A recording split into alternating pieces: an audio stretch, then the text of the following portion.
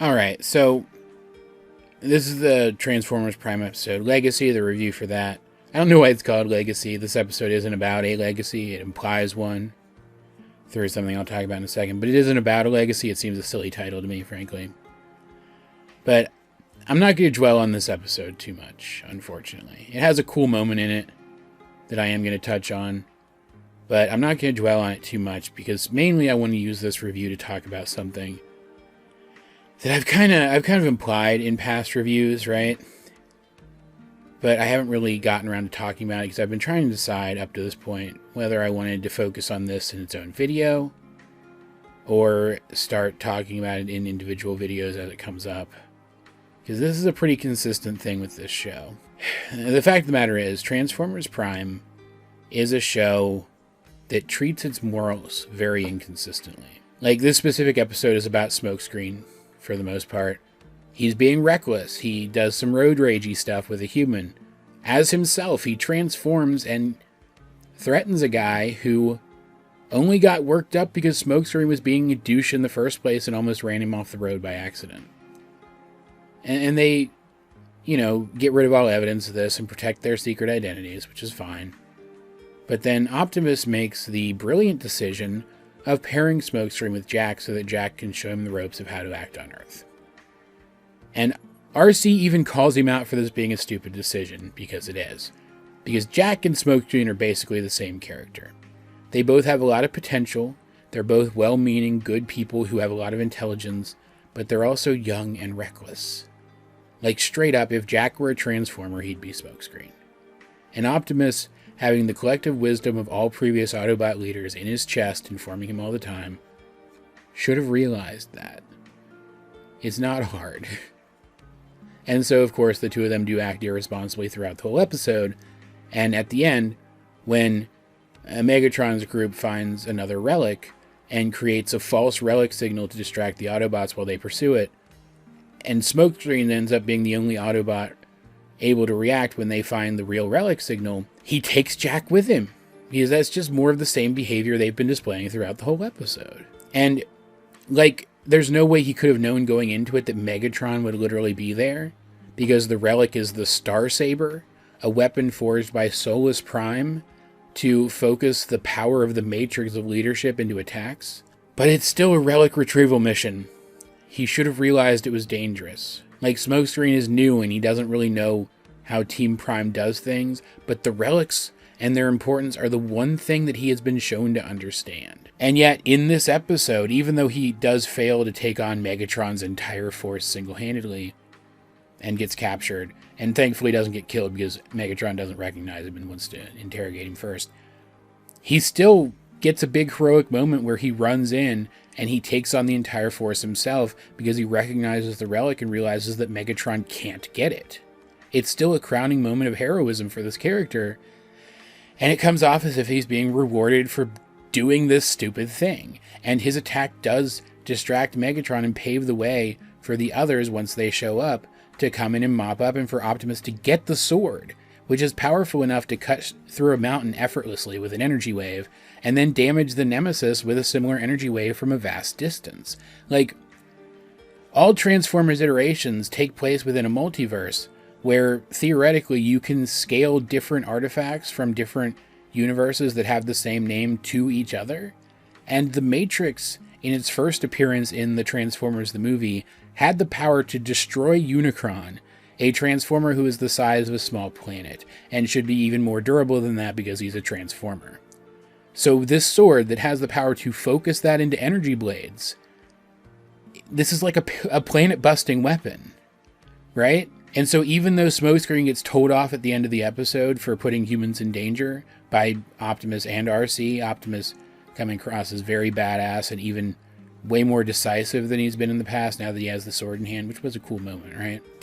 That cool moment is possible in part because Smokescreen made a reckless choice. He is in part being rewarded for that.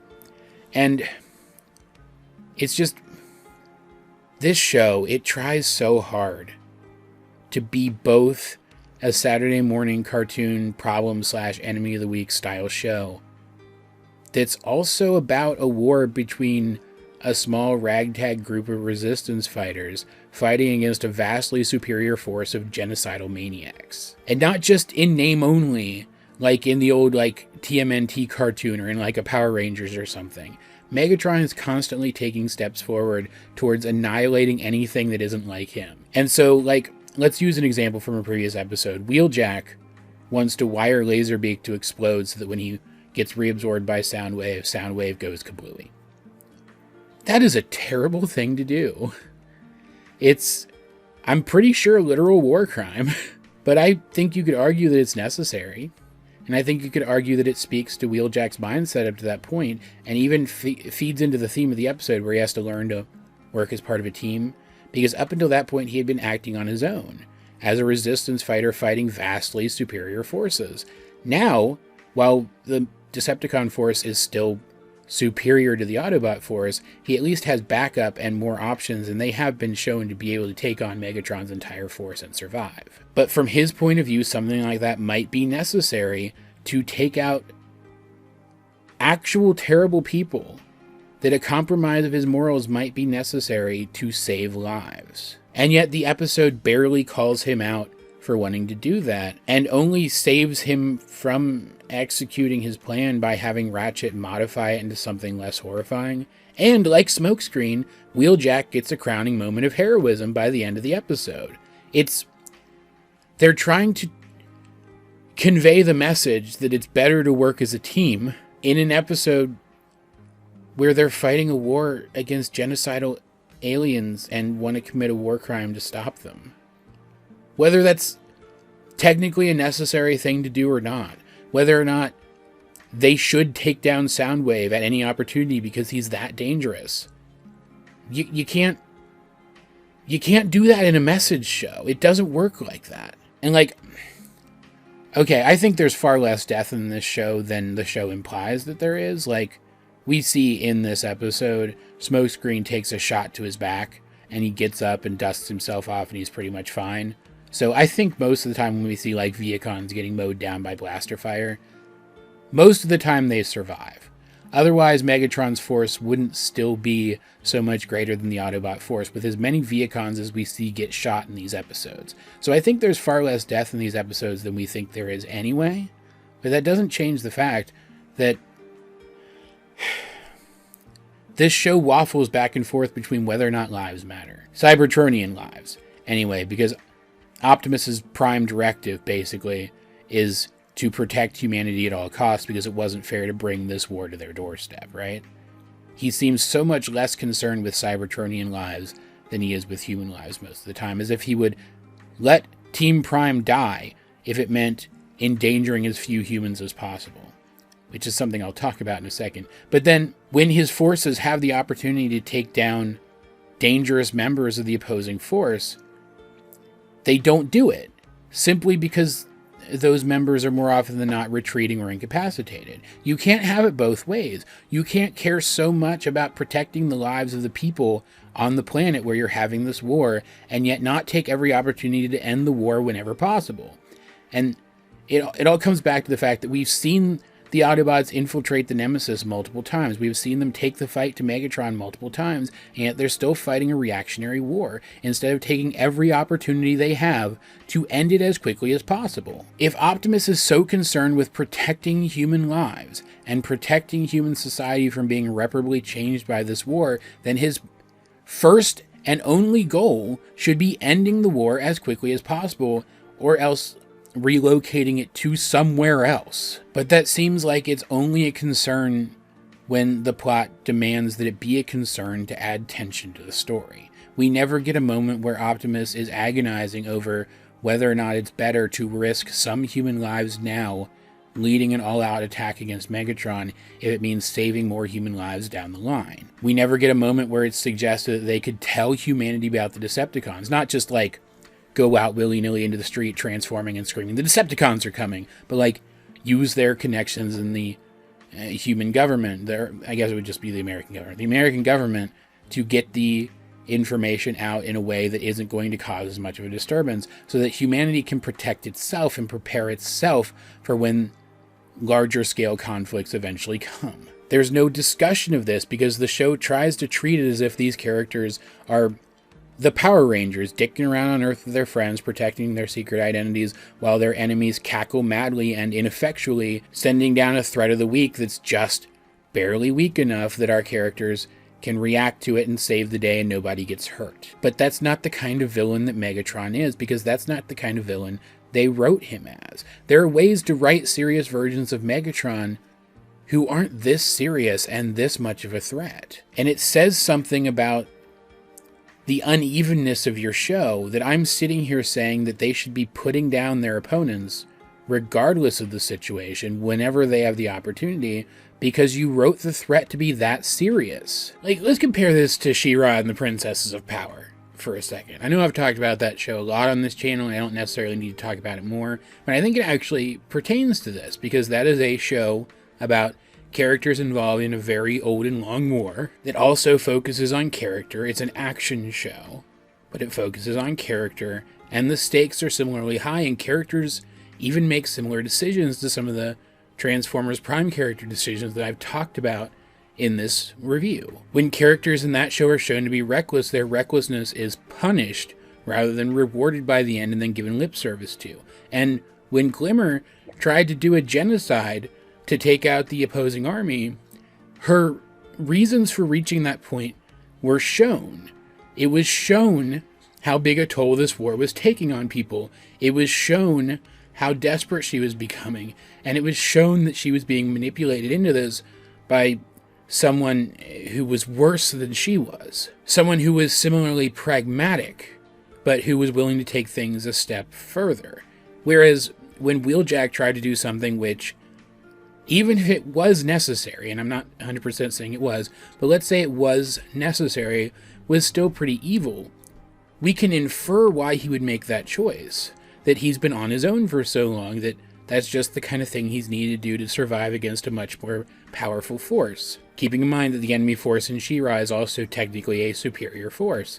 But we aren't told those things. We aren't shown those things. And the fact that SheRa is primarily a comedy-driven show, there's a lot of humor in it, and therefore the tone is just overall wholesale lighter, combined with the fact that the entire population knows that the war is going on, and therefore can take measures to defend themselves when the situation reaches them, means that one of the building conceits of the show is that even if the villain's goal is eventually to destroy or enslave everyone, the threat of that happening is not so immediate as it is implied to be in this show by Optimus bringing it up all the time, constantly bringing up how their first priority has to be the safety of humans. It really doesn't feel like the conceits in this show grow naturally from the world that these writers have created, that they only exist because the writers need them to tell the kinds of stories that they want to tell. And while that's fine, you should still try to do the first thing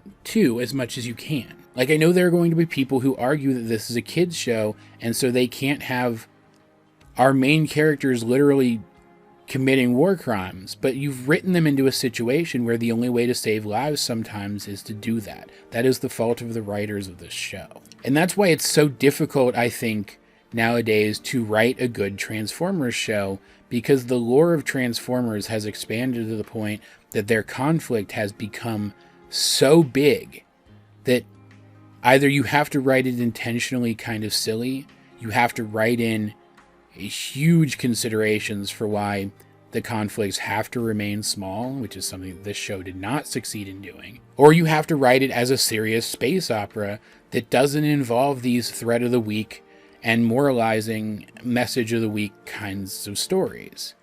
This show tries to have its cake and eat it too, and it, more often than not, I think doesn't succeed. Like, I still really like Transformers Prime. I think this is a good show. I think the characters are engaging and fun, and I like to see them interact with each other. The animation's really good. The action's really good.